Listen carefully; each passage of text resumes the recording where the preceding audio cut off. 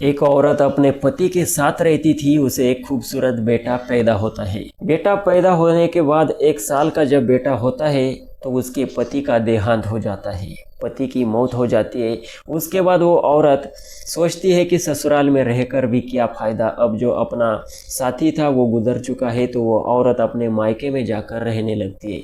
मायके में जाने के बाद अब उसका बच्चा था, वो थी।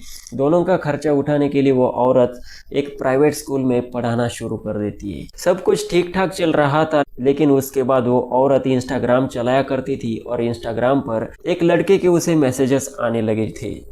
वो औरत तो अब विधवा हो चुकी थी। उसके बाद वो इंस्टाग्राम यूज़र और इस औरत में ऐसा कुछ हो जाता है जो आज सोशल मीडिया पर वायरल है। आखिर उस औरत में और उस लड़के में क्या हुआ था, क्या है पूरी कहानी, पूरा बताऊंगा। बस वीडियो में लास्ट तक बने रहो। नमस्कार, एसएनबी क्राइम टॉक्स में आपका स्वागत है। आज की हमारी सच्ची घटना की शुरुआत होती है छत्तीसगढ़ के दुर्ग जिले से।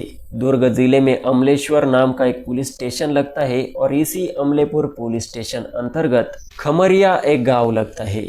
और इसी खमरिया गांव में रहने वाली सुनीता चतुर्वेदी जिसका दूसरा नाम पल्लवी भी है। सुनीता चतुर्वेदी रायपुर के सिविल लाइन एरिया में रहा करती थी। पास के गांव में उसकी शादी हो जाती है। शादी होने के बाद सुनीता अपने पति के साथ बेहद खुश रहती है।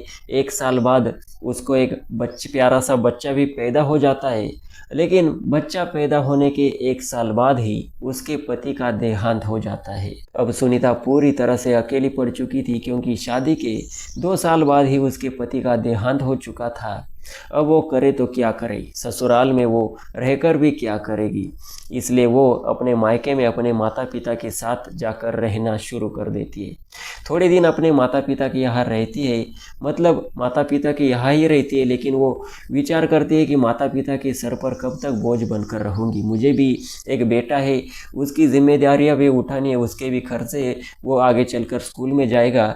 तो वो सुनीता एक प्राइवेट स्कूल में एक नौकरी करना शुरू कर देती, वहीं पर टीचर का काम करती थी। ऐसे ही दिन गुजर रहे थे। उसको पेमेंट वगैरह आती थी तो उसके बेटे का खर्चा, उसका खर्चा वो खुद ही उठाया करती थी। अब 2023 आ जाता है। सुनीता को विधवा हुए 7-8 साल बीत चुके थे। उसके पति का देहांत हो गया था। उसके बाद से सुनीता ये अकेली रहा करती थी, स्कूल में टीचर का काम करती थी। 2023 में सुनीता एक एंड्रॉयड मोबाइल खरीद लेती है और इस एंड्रॉयड मोबाइल में इंस्टाग्राम अकाउंट ओपन करती है। उस पर इधर उधर की पोस्टिंग किया करती थी, चैटिंग किया करती थी दोस्तों के साथ। वहीं पर छत्रपाल सिंह नाम के एक लड़के का इंस्टाग्राम पर सुनीता चतुर्वेदी को मैसेजेस आना शुरू होते हैं। सुनीता भी हंसी खुशी ऐसे ही रिप्लाई उसे करना शुरू कर देती है। दोनों में जान पहचान होती है।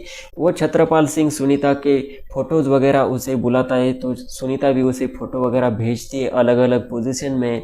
अब दोनों में आगे की बातचीत होती है तो नंबर एक्सचेंज होते हैं। नंबर एक्सचेंज होने के बाद व्हाट्सएप कॉलिंग होने लगती है और दोनों का मिलना तय होता है। जब दोनों एक जगह पर मिलते हैं तो ये सुनीता छत्रपाल से कहती है कि मेरी शादी को 10 साल हो चुके हैं और मेरे पति का देहांत हो चुका है। मैं एक विधवा औरत हूँ, मुझे एक बेटा भी है जो कि अब 6-7 साल का होने को आया है। छत्रपाल सिंह वो नौजवान तरुण था, नौजवान लड़का था, 18-19 साल का। छत्रपाल कहता है कि कोई बात नहीं, मुझे तुम बहुत पसंद आ गई हो, मैं तुमसे प्यार करता हूँ, मैं तुमसे शादी करना चाहता हूँ और तुम्हारा जो बच्चा तुम कह रही हो उसे भी मैं अपना लूँगा, उसे भी मैं अपना ही बच्चा समझ लूँगा। अब सुनीता को इसी की ज़रूरत थी, इसी चीज़ की ज़रूरत थी कि कोई उसे अपना ले, उसके बेटे को अपना ले।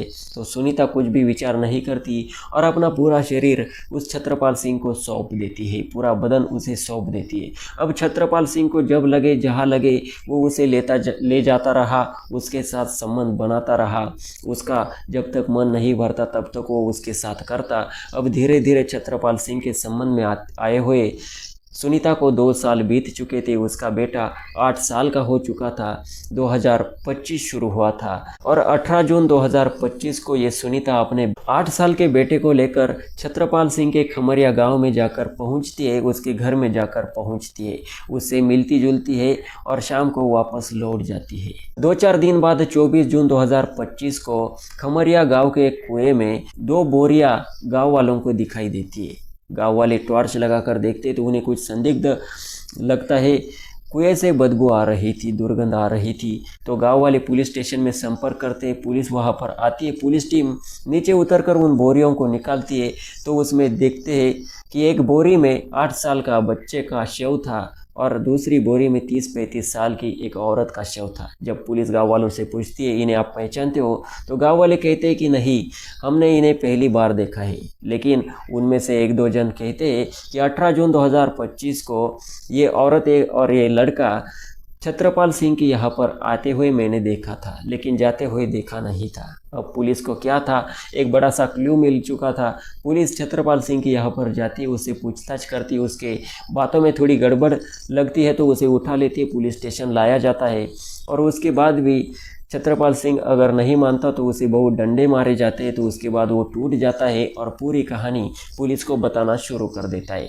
छत्रपाल सिंह पुलिस को कहता है कि 2023 में मेरी मुलाकात सुनीता चतुर्वेदी से इंस्टाग्राम के जरिए हुई थी। दोनों में बातचीत होने लगी, प्यार बढ़ते गया। मैंने इसे आश्वासन दिया था कि मैं तुम्हारा बेटा और तुम्हें स्वीकार कर लूँगा, तुमसे शादी कर लूँगा। ऐसे ही दिन गुजरते जा रहे थे।